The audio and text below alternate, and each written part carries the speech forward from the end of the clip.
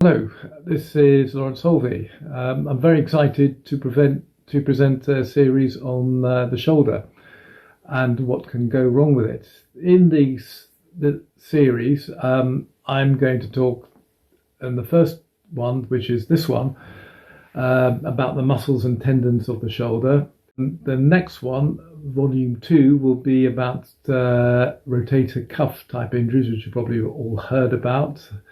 And the third one, we're going to talk about another very common condition, frozen shoulder.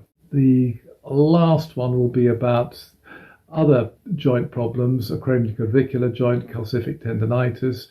So I hope you really enjoy them. So I'm going to kick off today with a little bit of anatomy about the structures of the shoulder joint, so the rest of it all makes sense.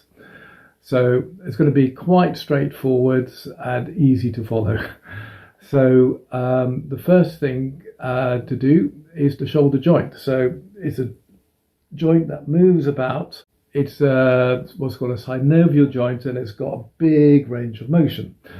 So first of all, let's go through the muscles, and you probably might have heard of some of these. The first one is supraspinatus, which is a muscle that goes along the back of the shoulder, goes under here and attaches onto the top of the humerus, the big arm bone.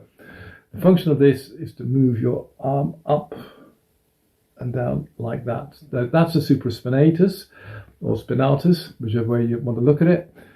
The other one is just underneath it, called infra or under. So that goes under the scapula, the shoulder blade, down there. It's quite a big muscle that comes round here, round here, attaches there, and the main function is, well, if you can see it, it's external rotation, and that's aided by another muscle, teres major. Don't worry about the names, but those two all externally rotate the arm.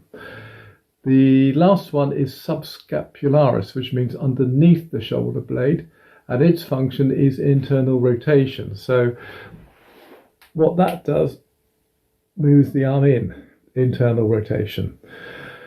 The other structures which you may want to hear about is the clavicle. That's that big, or the collarbone that goes across here, and this is the humerus, the long arm bone, and that is basically it. So I'll be talking about these structures in the upcoming talks on what can go wrong with the shoulder.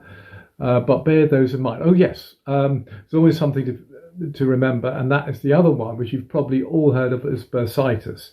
So underneath the supraspinatus, right in this area, is called a bursa. It's a water pocket that acts as cushioning. It very often gets inflamed. So often you hear about bursitis, which is often associated with problems.